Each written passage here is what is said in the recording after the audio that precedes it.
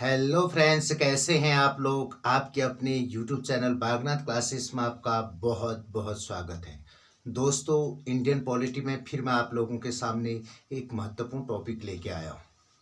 इससे पहले मैंने आपको संविधान क्या है, संविधान की आवश्यकता क्यों पड़ती है, सबसे पहले मैंने आप लोगों से क्या कहा था। 9 दिसंबर 1946 को, ठीक है, दिसंबर 1946 को सबसे पहले संविधान सभा का प्रथम अधिवेशन बुलाया जाता है, जिसकी अध्यक्षता अस्थायी अध्यक्ष उस समय के डॉक्टर सच्चिदानंद सिन्हा जी के द्वारा किया गया। उसके पश्चात फिर 2 दिन के पश्चात 11 दिसंबर 1946 को संविधान सभा की दूसरी अधिवेशन बुलाया जाता है और उसमें संविधान सभा का स्थायी अध्यक्ष निर्वाचित कर दिए जाते हैं। किसे बनाया जाता है? डॉक्टर राजेंद्र प्रसाद जी को स्थायी अध्यक्ष बनाया जाता है संविधान सभा के। फिर मैंने क्या कहा था, 2 दिन के पश्चात यानी 11 दिसंबर 1946 के पश्चात 13 दिसंबर 1946 को, ठीक है, 13 दिसंबर 1946 को पंडित नेहरू जी के द्वारा उद्देश्य प्रस्ताव प्रस्तुत किया जाता है। ठीक है, पंडित जवाहरलाल नेहरू के द्वारा उद्देश्य प्रस्ताव प्रस्तुत किया जाता है। संविधान सभा की कार्रवाई 13 दिसंबर 1946 को पंडित नेहरू जी के द्वारा जो उद्देश्य प्रस्ताव प्रस्तुत किया गया था उसी से शुरू हो जाती है।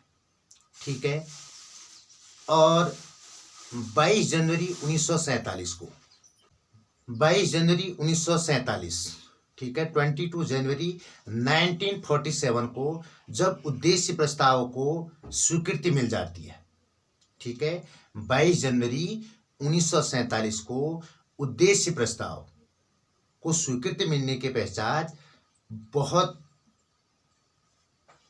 महत्वपूर्ण समितियों का गठन कर दिया जाता है। ठीक है, महत्वपूर्ण समितियों का गठन कर दिया जाता है, जिसमें से संचालन समिति, संघीय संविधान समिति, प्रांतीय संविधान समिति है, प्रारूप समिति बहुत ही महत्वपूर्ण समिति है। दोस्तों, मैंने आपसे कहा था डॉक्टर भीमराव अंबेडकर जी को इस प्रारूप समिति का अध्यक्ष निर्वाचित किया जाता है। संघ शक्ति समिति, मौलिक अधिकार एवं अल्पसंख्यक परामर्श समिति। तो दोस्तों, सबसे पहले हम बात करते हैं 22 जनवरी 1947 को उद्देश्य प्रस्ताव को स्वीकृति मिलने के पश्चात जो समितियां बनाई गई थी उसमें से संचालन समिति बहुत महत्वपूर्ण समिति थी। इसके अध्यक्ष जो है डॉक्टर राजेंद्र प्रसाद जी को बनाया जाता है। संचालन समिति का अध्यक्ष किसे बनाया जाता है? डॉक्टर राजेंद्र प्रसाद जी को। संघीय संविधान समिति, बात समझ रहे हैं, संघीय संविधान समिति का जो अध्यक्ष है, बात समझ रहे हैं, पंडित जवाहरलाल नेहरू जी को बनाया जाता है। ऐसी प्रांतीय संविधान समिति का अध्यक्ष सरदार वल्लभ भाई पटेल जी को बनाया जाता है। किसको बनाया जाता है? सरदार वल्लभ भाई पटेल जी को। फिर आपका आता है प्रारूप समिति। प्रारूप समिति बहुत ही महत्वपूर्ण समिति थी दोस्तों, बात समझ रहे हैं, डॉक्टर भीमराव अंबेडकर जी को, जिन्हें भारतीय संविधान का जनक भी कहा जाता है, फादर ऑफ इंडियन कॉन्स्टिट्यूशन, बात समझ रहे हैं, भारतीय संविधान का जनक भी कहा जाता है प्रारूप समिति। उस समिति का जो अध्यक्ष था डॉक्टर भीमराव अंबेडकर जी को बनाया जाता है।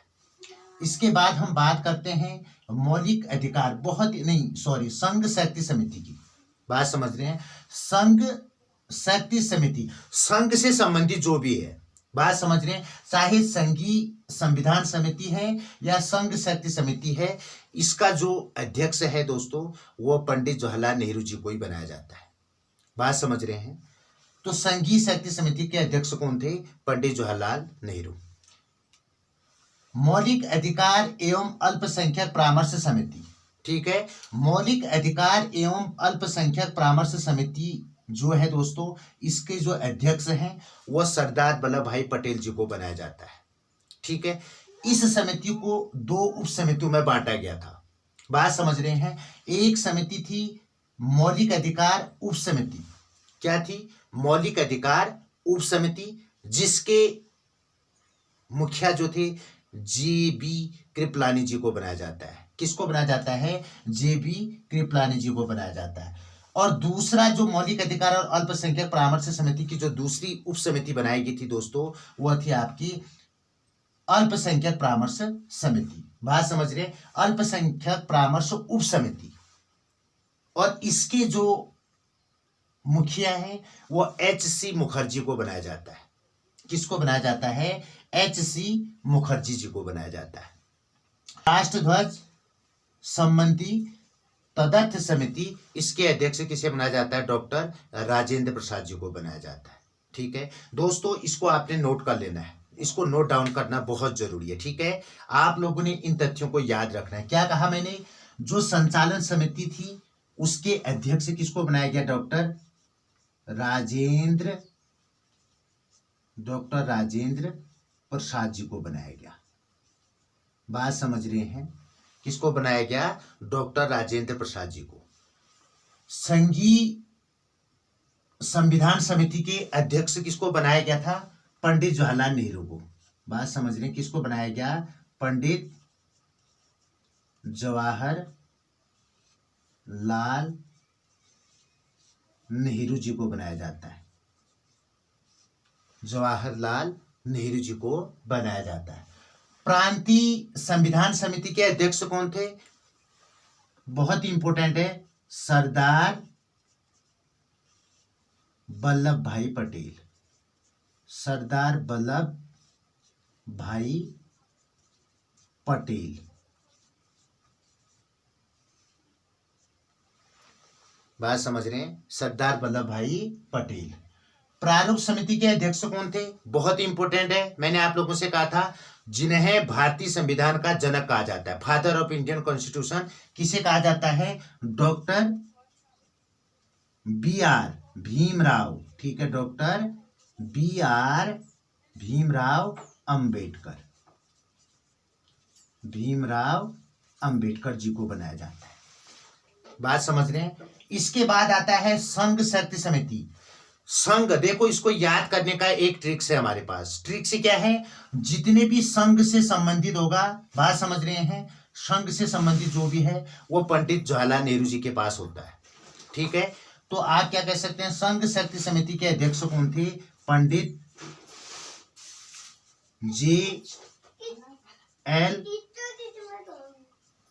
JL नेहरू। बात समझ रहे हैं? क्या कहा मैंने? संघ शक्ति समिति के अध्यक्ष कौन थे? पंडित JL नेहरू, पंडित जवाहरलाल नेहरू। मौलिक अधिकार एवं अल्पसंख्यक परामर्श समिति के जो अध्यक्ष थे वह किसे बनाया गया था? सरदार वल्लभ भाई पटेल जी को बनाया था। सरदार पटेल जी को बनाया गया था। बात समझ रहे हैं? और राष्ट्रध्वज संबंधी तदर्थ समिति जो थी वह किसके हिस्से में गई? डॉक्टर राजेंद्र प्रसाद। बात समझ रहे हैं? किसके उसमें गई? डॉक्टर राजेंद्र प्रसाद जी के पास जाता है। ठीक है, याद रखना दोस्तों, संविधान सभा जैसे ही 22 जनवरी 1947 को, बात समझ रहे हैं, 22 जनवरी 1947 को, ठीक है, उद्देश्य प्रस्ताव को जो है स्वीकृति मिल जाती है दोस्तों, जो नेहरू जी के द्वारा प्रस्तुत किया गया था।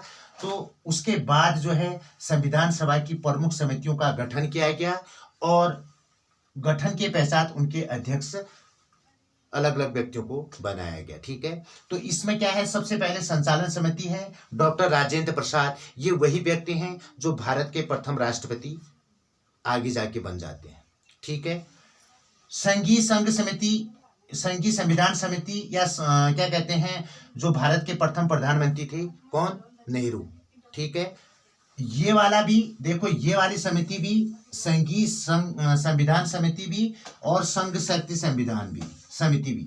ठीक है, ये दोनों समितियों के जो अध्यक्ष थे वह कौन थे?